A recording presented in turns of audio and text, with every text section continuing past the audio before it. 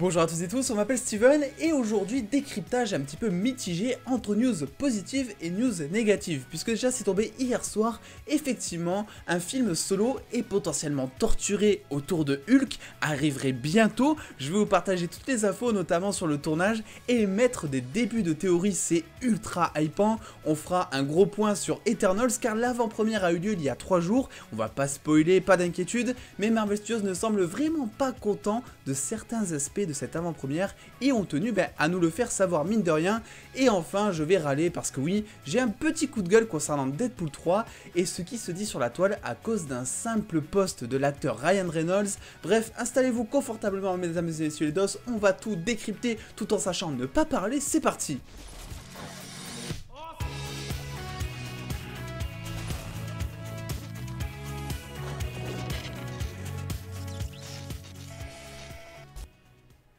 Et on va commencer avec, voilà, le gros blockbuster, le monstre qui arrive d'ici maintenant quelques jours, c'est tout simplement Eternals, car vous le savez, il y a eu l'avant-première mondiale il y a maintenant 3 jours, l'occasion pour moi du coup de vous montrer toutes nos stars un petit peu sur leur 31 pour ce show qui était incroyable, il n'y a pas à dire, on aimerait vraiment que ce genre de truc arrive en France, mais surtout de vous partager quelques infos qui ont été livrées lors de cette avant-première. Alors vous inquiétez pas, il y aura aucun spoil dans cette vidéo vraiment sur les infos qui ont été livrées, c'est pas que sur le film, c'est aussi sur des potentielles suites, etc. Et je dis ça parce que tout simplement, le responsable marketing de Disney a lui un petit peu râlé à cause de cette avant-première, à cause notamment de certains spoilers qui se sont passés durant la séance. Alors comment ça se passe, vous le savez, ce genre d'avant-première généralement ce sont la presse et les influenceurs qui y sont invités, ce qui veut dire que normalement ils doivent signer donc des NDA, donc des clauses de confidentialité qui oblige, on va dire, ceux qui sont présents à ne pas parler sur le film. Les téléphones sont aussi verrouillés, ils sont confisqués le temps de la séance, etc. pour empêcher le spoil. Et c'est arrivé vraiment très rarement le fait que quelque chose ait fuité lors d'une avant-première mondiale. Et pourtant, c'est ce qui s'est passé, parce que vous avez peut-être trouvé des spoils à droite à gauche concernant notamment la scène post-générique, et ça, ça n'a pas plu à Disney, vu que tout simplement le directeur marketing de Disney a tenu à faire un petit tweet où il a clairement décrit qu'il était assez mécontent déjà de tout ce qui s'était passé à cause de cette séance, mais aussi il a demandé tout simplement aux gens qui ont vu cette avant-première et qui la verront et qui continueront de voir ce film avant la sortie officielle, de ne pas spoiler afin de ne pas gâcher l'expérience tout simplement autour du film. Parce que oui, c'est vrai que c'est un petit peu dommage. Et comment ça s'est passé? On n'en sait trop rien, c'est juste que vous le savez, même si un journaliste est sous NDA, il suffit qu'il ait une mauvaise intention, qu'il aille créer un compte Twitter totalement random sous anonymat juste après la séance, qu'il fasse partager son tweet sur les bons canaux de diffusion pour tout simplement que ça prenne de l'ampleur, et après vous savez, voilà, chacun reprend le truc et hop, ça prend de l'ampleur, etc. Et ça a livré effectivement quelques spoils mine de rien qui sont assez dommages, on va pas se le cacher mine de rien. On a appris aussi des infos qui étaient sympas, mais toujours sans spoil, vu que déjà de la part donc du Big Boss, du Kevin Feige, nous a dit tout simplement que Phastos, que vous voyez ici à gauche, qui est donc le premier personnage ouvertement gay dans l'univers du MCU, ne serait que le premier personnage gay d'une longue lignée. Alors je pense qu'il pense tout simplement à toute la communauté LGBT notamment, mais effectivement c'est quelque chose de bien. On attend de voir quand même comment le personnage va être traité dans le film afin de savoir si ces déclarations c'est rassurant ou pas, notamment pour la communauté LGBT. Mais il y a une chose qui est sûre, c'est que pour avoir un petit peu survolé cette avant-première très vite fait sur Twitter et pas trop, parce que bon, il faut pas quand même se faire spoil, et il y avait beaucoup de spoilers, j'ai rien vu concernant Phastos, concernant le fait qu'il soit gay, etc. Et c'est assez rare, parce que vous savez, Twitter, c'est un petit peu, on va pas se le cacher, tout le monde le sait, le cancer d'internet. Dès qu'il y a un chouïa, quelque chose que tu peux critiquer, les gens sont là pour en faire des tonnes, et bizarrement je n'ai rien vu par rapport à ce personnage. Donc est-ce que ça veut dire que c'est très bien traité, ou est-ce que ça veut dire que au contraire Phastos n'est pas, en tout cas son orientation sexuelle n'est pas si montrée que ça, on va dire, dans le film, Affaire à suivre, là-dessus, je vous dirai ça une fois que j'aurai vu le film, personnellement, début novembre, comme tout le monde. On a aussi évidemment Angelina Jolie, qui a un petit peu glissé en interview, elle nous a livré quelques infos, et a laissé entendre qu'une suite à Eternals était déjà prévue, ou en tout cas que son personnage, ainsi que celui de Kumail Nanjiani, je n'arrive jamais à prononcer son nom, je suis désolé alors que j'adore cet acteur, serait de retour dans un prochain film. Donc ces deux personnages seraient de retour dans Eternals 2 ou dans un prochain film tout simplement. Donc c'est vraiment pas quelque chose d'étonnant, on va pas se le cacher parce que Marvel Studios ça fait des années qu'ils ont la faculté un petit peu d'introduire des personnages qui sont au départ presque secondaires voire minimes pour les faire revenir encore et encore jusqu'à même tout simplement des fois leur donner leur propre projet jusqu'à même, mais ça c'est beaucoup plus rare mine de rien, qui deviennent principaux. On pense notamment à Falcon qui deviendra, qui est devenu Captain America et qui aura droit à son propre film Captain America 4, c'est officiel. Donc là-dessus, voilà, ils ont cette faculté un petit peu de nous ramener des personnages d'entre les morts et généralement, vous le savez, quand ils introduisent de nouveaux personnages, ce n'est absolument pas pour les abandonner au bout d'un seul film, sauf si évidemment ils sont destinés à mourir comme dans certains films. Il faut aussi, mine de rien, tirer de bonnes choses de tout ça, c'est que les critiques pour la plupart sont positive, on parle même des fois de nomination aux Oscars, ça va même jusque là, c'est pour vous dire, donc personnellement je reste assez mitigé parce que même si ça reste assez cool de savoir tout ça, que ça a plu, etc., ça reste quand même une avant-première. Et même si les images sont ultra convaincantes des premiers teasers que j'ai vus et que je suis très hypé par le film, je reste un petit peu toujours sur mes réserves quant aux avis livrés par la presse parce que on a tiré un petit peu des leçons du passé, notamment concernant Wonder Woman 1984, notamment concernant Venom 2. Je vous rappelle que ces deux films que je considère comme étant pas ouf, voilà, était vraiment, on en parlait vraiment bien lors des premières avant-premières presse entre guillemets. Donc prenez du recul vous aussi par rapport à ça. En fait ça veut rien dire, ça veut trop et rien dire. Je pense qu'on peut être confiant parce que les trailers envoient du lourd. On peut avoir confiance envers la réalisatrice, les scénaristes, etc.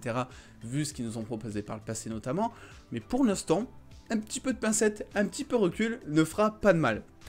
Il faut aussi tirer leçon d'une autre chose. C'est que Internet, et je pense que vous le savez, c'est bien mais c'est pas bien. Vous allez comprendre pourquoi je dis ça, tout simplement parce que c'est quelque chose que je vous ai relayé sur les réseaux sociaux. On arrive un petit peu à mon coup de gueule de la vidéo, mine de rien, même si j'en parle avec le sourire, ça m'a pas mal gonflé, honnêtement. L'acteur donc Ryan Reynolds a annoncé via un post Instagram qu'il prenait une petite pause sabbatique pour pouvoir s'occuper de sa famille. Donc voilà, il dit juste ça. Qui va tout simplement prendre une petite pause, il va en profiter pour souffler, il a enchaîné les tournages, les promos de films, etc. Et certains en ont profité, comme d'habitude, pour tout extrapoler sur Twitter en disant que ça y est, Deadpool 3 était reporté, ou encore j'ai même vu certains articles dire Ryan Reynolds met une pause à sa carrière, met fin à sa carrière. Il y avait même des gens qui disaient mais fin à sa carrière, et ça m'a pas mal saoulé parce que même si, encore une fois, chacun fait ce qu'il veut sur Twitter et chaque média est libre d'en parler comme il le souhaite, moi personnellement, vous m'avez envoyé des dizaines et des dizaines de messages de MP me disant « Regarde, Deadpool 3, c'est reporté. » Non, non, absolument pas. Déjà, c'est pas reporté pour la simple raison déjà de base que le film n'est pas daté officiellement. Donc à partir du moment où il n'y a pas de date, tu ne peux pas reporter quelque chose qui n'est pas prévu officiellement. On sait une chose par contre, c'est que Ryan Reynolds était, aux dernières nouvelles, il y a de ça quelques mois maintenant quand même, en cours d'écriture du scénario de Deadpool et qu'il avait laissé entendre via une interview qu'il aimerait que ça sorte d'ici 2023-2024, mais que le processus est encore long, qu'il y a encore plein de choses à faire, etc. Et ceci étant dit, on sait vraiment pas en fait où est-ce que cette écriture elle en est. S'il faut, Ryan Reynolds il prend une pause sabbatique parce que justement le scénario est terminé et que maintenant il faut juste l'envoyer en vérification, où il y a juste quelques petites corrections à faire, etc. Là-dessus on n'a pas de mise à jour déjà, donc ça n'impacte pas la production du film en elle-même. Et surtout, on manque de détails. Une pause sabbatique, qu'est-ce que ça veut dire? Est-ce que ça concerne uniquement ces casquettes d'acteur-producteur? Est-ce qu'il va grappiller un moment entre deux siestes de Baby Reynolds pour écrire un bout de script? Est-ce que même est-ce que l'écriture n'est pas déjà terminée? Voilà, on n'en sait rien, mais ce qui est sûr, c'est que factuellement parlant, vu que Deadpool 3 n'a pas de date, il n'est pas reporté, et dans tous les cas, ben, comme je vous le dis, on n'a pas assez d'infos pour en traiter, donc arrêtez s'il vous plaît de tout extrapoler, et ce n'est vraiment pas de votre faute, hein, d'ailleurs, parce que je tiens à le préciser, je me plains pas que vous m'ayez envoyé le tweet en masse, je me plains parce que bah, vous avez raison, parce que vous voyez des personnes qui sont potentiellement fiables en parler, et que derrière, bah, ça peut porter à confusion, et c'est énervant, c'est énervant là-dessus. Bref, on tombe maintenant dans une partie, mais alors qui est mais tellement plus cool, je suis tellement content d'avoir une chaîne YouTube pour vous partager ça, parce que effectivement, la partie qui nous intéresse le plus de cette vidéo, c'est quelque chose qui va être assez vert, si vous voyez ce que je veux dire, parce qu'on va parler de Hulk, et Hulk on n'en parle pas assez, parce que ben, vous savez un petit peu le traitement qui lui a été réservé durant les derniers films, on n'est pas nécessairement d'accord avec ça, le fait que Hulk soit gentil, on va dire, et il se pourrait que les choses changent, notamment du coup avec cette information donc de Geek Worldwide, qui est donc une source considérée comme fiable, qui nous a tout simplement dit que selon leurs informations, un titre dédié à Hulk serait en préparation et son tournage commencerait même en 2022 pour éventuellement, et ça c'est moi qui le dis, une sortie en 2023 voire 2024 si jamais la production, donc le tournage commence fin 2022, ça on n'a pas de précision. On sait juste par contre que le projet va être directement inspiré donc d'un arc des comics que certains connaissent, puisqu'il s'agit tout simplement de World War Hulk, qui raconte en gros une guerre entre Hulk tout simplement, et plusieurs héros de l'univers Marvel, ce dernier s'étant fait exiler de la Terre par les Illuminati, après que la Terre ait subi de multiples attaques colériques du géant vert, n'est-ce pas? C'est intéressant comme rumeur, parce que cette source, elle vient se lier, cette info, elle vient se lier à d'autres rumeurs, et de grosses rumeurs quand même que l'on a depuis maintenant, je crois, janvier 2020, mine de rien, et bien notamment, le projet, vous le savez, je vous en ai déjà parlé, le projet Illuminati, et ben ça va arriver. Ça va arriver puisque figurez-vous que dans le comics World War Hulk, ce sont, comme je vous l'ai dit, les Illuminati qui, entre guillemets, extirpent Hulk de la Terre. Et on sait qu'un projet Illuminati est probablement en cours de développement chez Marvel Studios actuellement notamment.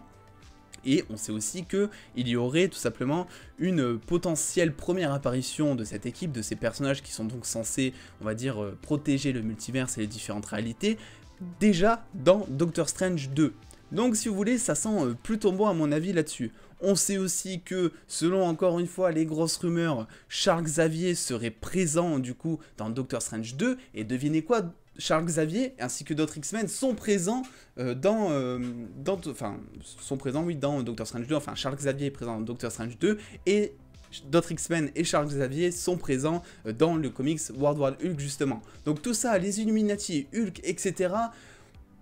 C'est pas un projet ça qui serait très fort d'apparaître très bientôt justement, je sais pas, moi je sais pas ce que vous en pensez, mais je suis plutôt hypé à ce niveau là, mine de rien. On peut théoriser, on peut aussi dire plein de choses, ce qui est sûr c'est que si ça se concrétise, ça va faire beaucoup plaisir, ça va faire pas mal plaisir à certains fans du MCU, parce que bon, on a eu une version de Hulk qui était assez, on va dire, édulcorée, voilà, depuis l'apparition de Mark Ruffalo en 2012, en sachant que la version Mark Ruffalo la plus torturée que l'on ait eue dans le MCU, c'était celle de Age of Ultron, au moment où Hulk se battait contre le Hulkbuster à New York notamment, mais qu'il était entre guillemets possédé à ce moment-là. Et je sais aussi que beaucoup